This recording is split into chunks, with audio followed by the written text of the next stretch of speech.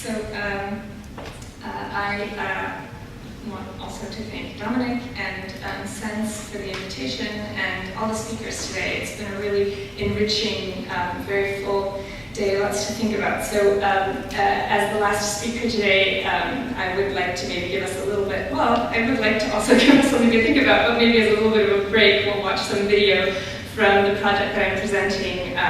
The project is called Single Stream, and I made it with primarily two collaborators, an artist, Paweł, Wojtasik, a video artist, and a sound artist, Ernst, Karel. This is a project, just a few words before I show you the clips. This is a project that takes a close look at the problem of waste and at the usually hidden or less visible infrastructures of waste management. And it is a visual and sonic exploration of the inside of a recycling facility. In some places, including in Houston, I just saw this yesterday in the pavilion where we had our reception. Recycling is not pre-sorted by consumers, but rather collected all together in a single stream and sorted later at a specialized facility, what's known as a materials recovery facility. So in Houston, I gather the main materials recovery facility is in the northwestern part of the city, Clay Road, I think it is. So, and it's owned and operated by the company Waste Management.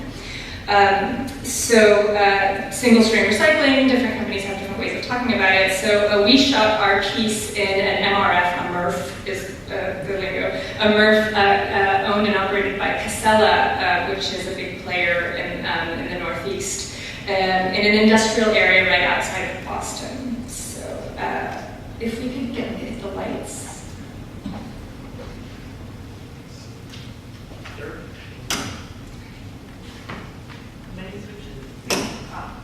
And I apologize also, it seems that this projector is kind of, the contrast is very high, so full screen interface. Is it going to go away?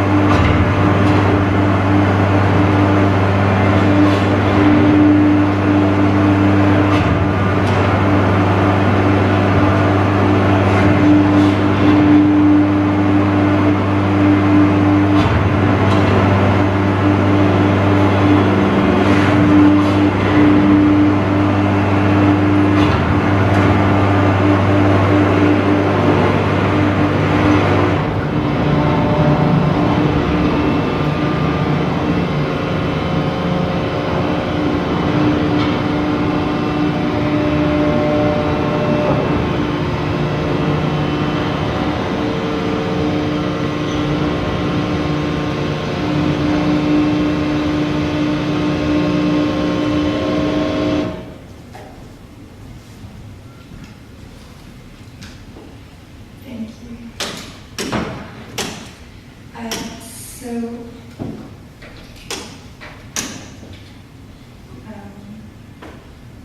This, I guess, this very unattractive image will have to be in the background while I'm speaking. Not long ago, recently, a professor of media studies at the New School, Pooja Rangan, showed this film, or invited us to show this film in one of her classes. And she told me early on that she wanted to pair it with Benjamin's work of art in the Age of Mechanical Reproduction essay, which was very daunting for me. It's very intimidating to be paired with that text. She said that she was thinking of one point in particular in the essay which she felt could be read productively together with our film, and that's the point towards the end of the essay when Benjamin articulates the notion of the optical unconscious.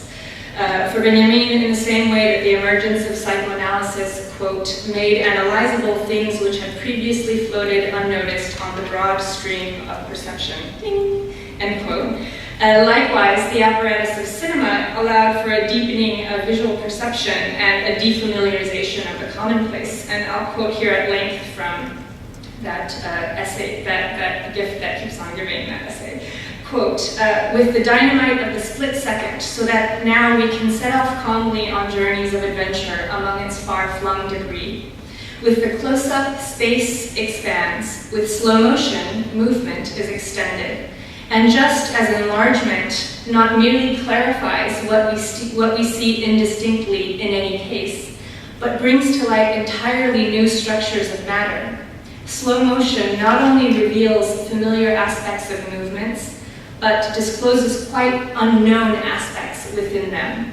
Clearly, it is another nature which speaks to the camera as compared to the eye, end quote. And this other nature is of the optical unconscious. It is what is invisible to the naked human eye. The camera and its ability to disrupt, to isolate, to stretch, to compress, enlarge, reduce, etc., gives us access to our optical unconscious. So in our piece in Single Stream, Pooja Rangan, she's my friend, Pooja, saw an example of the optical unconscious at work. The apparatus of the moving image, especially techniques like slow motion, enlargement, isolation, and in our case, color saturation was very important part of our post-production process and contrast, making visible processes, objects, and movements that otherwise would go unseen or unmarked. Now for me, these processes, objects, and movements that we're depicting in our piece do not reside only in the optical unconscious. We can map onto the optical the social unconscious, which is where the power of Benjamin's observation lies. Just as the human eye is blind to certain increments and certain scales, so the social eye is trained not to see things. And in the dark clutter of our social unconscious, we find those things that are more or less kept hidden from broadly public view, particularly in our Western version of polite society. Death, the necessity of death, sex, and trash. And as well as the infrastructures that are built up not only to deal with these needs, but also with their visibility, so to make them invisible. This project actually originated not in the optical, but in the auditory unconscious. The idea for Single Stream came out of a sound piece by Ernst, so our collaborator, who in 2011 made a location reporting at this Casella MRF, at this site where we shot our piece. Ernst is a sound artist and an acoustic anthropologist by training, who for many years has been making experimental electroacoustic music, but also working in location recordings. So, for example, he made one album called Heard Laboratories, for which he did location recordings in laboratories around the Harvard campus, chemistry laboratories, MRI laboratories, astrophysics laboratory. And another album that he made called Swiss Mountain Transport Systems, which I think is pretty self-explanatory. For these recordings, I think that reflects Ernst's sense of humor. So for these recordings, Ernst seeks out places that are not consciously heard, or are consciously not heard. Labs, public transportation systems, and waste management sites. And he very deliberately makes these recordings into albums, which are meant to be listened to with the same deliberate attention that one would give to a piece of music. In this way, Ernst tries to pull the auditory unconscious into consciousness. But these are sites that are not only, that reside not only in the auditory unconscious, but in the optical unconscious, and most importantly, in the social unconscious. In the case of the Casella facility, it's actually located in an industrial area on the outskirts of Charleston, which is itself a town on the outskirts of Boston, not easily accessible by public transportation. And even if you do have your own transportation to get there, it's not open to the public. And it's definitely not easy to get permission to enter. So in a social sense, it's invisible. In the same way that as individuals in our homes and in our everyday lives, we also try very hard to keep our waste invisible. As consumers, we are invested in not seeing it, not sensing it. So in this sense, our project can be seen as an attempt to pull up from the auditory, optical, and social unconscious an element of this largely invisible infrastructure of waste in our lives, which connects the recycling bin in your kitchen to companies mostly in China and India, purchasing those bales of aluminum, paper, and plastic from Casella for reuse.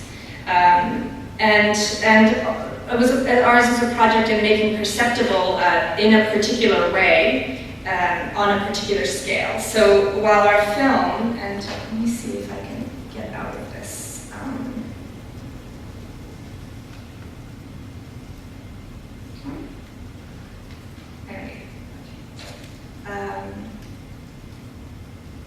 So this is just to show you how the piece was originally shown.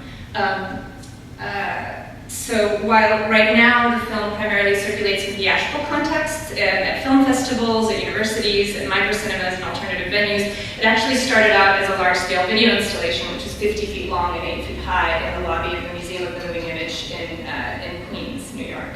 Our goal was to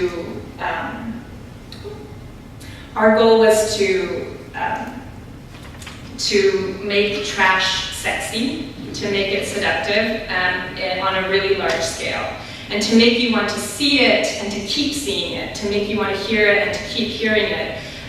In a sense, it's kind of that horrible beauty that was referred to after Jan's talk yesterday.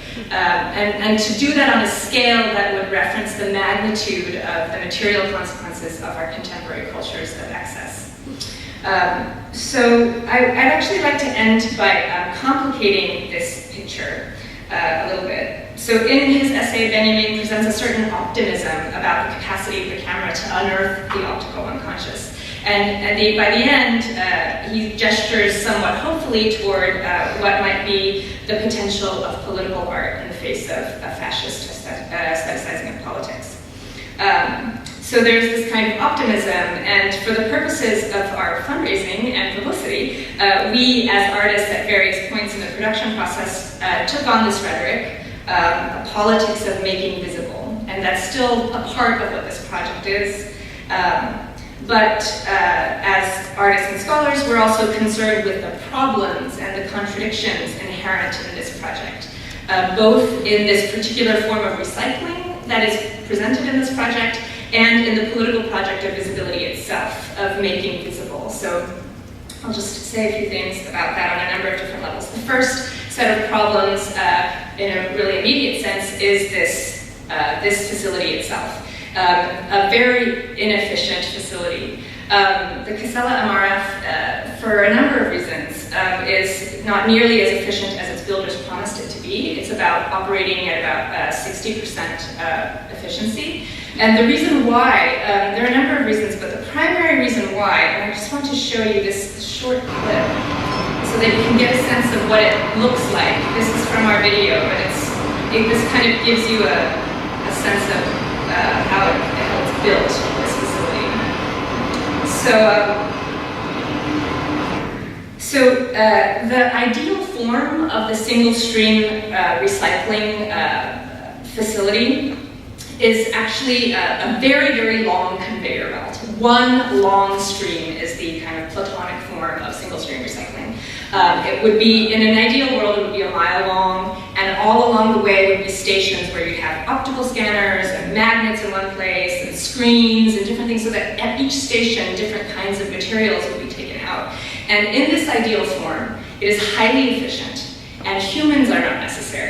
Now, so if we think of kind of Fordist production practices as representative of some kind of an American industrial poetics, then what we see here, I like to think of it as the single stream facility with its kind of endless conveyor belt partakes in that poetics, or perhaps could be seen as the logical other end of that particular stream. So there's a kind of formal coherence in that. In a way, it's the ultimate disassembly line. And that is also the beginning of another assembly line somewhere else, where these materials are now taken up and used as raw materials in a way. So the problem is that MRFs are really only useful if they're close enough to cities and other areas of high population density, close enough to keep the costs of transportation low enough to make the system profitable, since it's a company, it's a business. Bringing the recycling in, getting the bales out. But in such an accessible radius around urban centers, you don't get the kind of open or just rather long spaces that would accommodate this platonic single stream form. So what ends up happening, as you see, is it ends up getting folded and twisted so that it could fit into available spaces or existing structures. In this case, it's an old aircraft hangar. So with each turn and each bend and each fold and each incline, the whole system loses efficiency. The Casella facility at Charlestown cost $40 million to make. As soon as they opened, it didn't work as it promised, so immediately $10 million of repairs were needed. So it's vastly, and it's still vastly less efficient than promised by the builder, and also because of its lower efficiency, it requires a much larger staff than was originally assumed. So originally it was supposed to have a staff of about 30, now it actually has a staff of about 150. So the problems of the promise of efficiency and the disappointment of reality are not specific to the Casella facility. They actually reflect the debates over single-stream recycling in general. It is not a universally kind of embraced technology. Its supporters argue that by making it easier, by easier just meaning not having to sort your trash, for families and individuals to recycle, single-stream recycling increases rates of recycling, which some studies have shown is true. Also, I think this is more important, the pickup and transportation are streamlined, since only one vehicle is needed rather than different vehicles for different categories of recyclables. On the other hand, its detractors argue that the cost of building these elaborate and expensive sorting facilities negates their benefits, and that ultimately more waste is generated than traditional consumer sorted recycling, since beyond a certain threshold of contamination, which is inevitable in this kind of suboptimal process, the end products, so those bales, are deemed unusable and are therefore not purchased by the companies that reprocess these materials if they're contaminated. So, and I will quote now from my collaborator, Ernst Karel. About the enterprise in general, I think of it as a sort of post-industrial industry in that it is not about production, but about managing the waste. It says something about human beings that they are unwilling or unable to separate out recyclables themselves, and that this massive industry must be developed. So I think of this entire infrastructure as propping up or resulting from a human or civilizational failing. So there's that kind of problematic there. And also about the workers, that's something to think about. This is a system that's designed to make human labor unnecessary. It's a model of technology-facilitated efficiency that brings together a rhetoric of environmental sustainability with this corporate proposal to capitalize on the decreasing need for human labor. Ironically, the failure of the system to live up to its promises of efficiency are leading to the necessary return of human labor. About, as I said, 150 employees without whose eyes and hands and work and labor this facility, without which this facility would be even less efficient. So just a last thought about the film itself. So we're also aware of the kind of contradictions inherent in this film itself, or this project, this video project itself. What is invisible about the video and about its production process, and Adrian's talk very clearly laid out some of the major kind of problems and questions that arise about especially digital image production now and its relationship to the environment. A quick quote from Nadia Bozak's The Cinematic Footprint. She writes about digital filmmaking, quote, which is still so erroneously assumed to be immaterial, or at least less residual than hard copy predecessors. And her work is interested in exposing the energy requirements, the economy of obsolescence, and subsequently lingering afterlife of digital technology concealed behind the crisp, clean infrastructure that supports binary-based images and information. And I can attest from personal experience that it was definitely not a clean process, our post-production process. I think at one point, I mean, I would argue that our form of filmmaking is what Nadia Bozek calls a peripheral cinema, that is engaged with these questions of ecology, but at the same time, I have this image of us sitting in our living room with 5 Apple laptops of various vintages and a tower, and all of this is dependent on energy, of course, but also rare earth minerals and the cheap labor in distant places that that makes those technologies available to us for artists in the US. So our video is very much caught up in these conflicted economies of waste, these conflicted ecologies of the moving image. And on another level, the very project of making visible could itself be criticized, at the very least as naive and in need of complication, or worse yet, as participating in larger regimes of visibility, a logic of absolute visibility that is potentially aligned with more sinister political projects. So I'll end here by just saying that obviously lots of questions, no answers. Instead, I offer up our film as a provocation and its aesthetic of defamiliarization as a play on the relationship between the visible and the invisible, the perceptible and the imperceptible. And I was so hearing about Jan's work yesterday, that I think that is precisely what is so powerful about his work, is that he's not offering any answers. In such a conflicted terrain, as has been so well outlined by the speakers today, perhaps that is what we can, or indeed what we should do, as opposed to offering answers, offering provocations.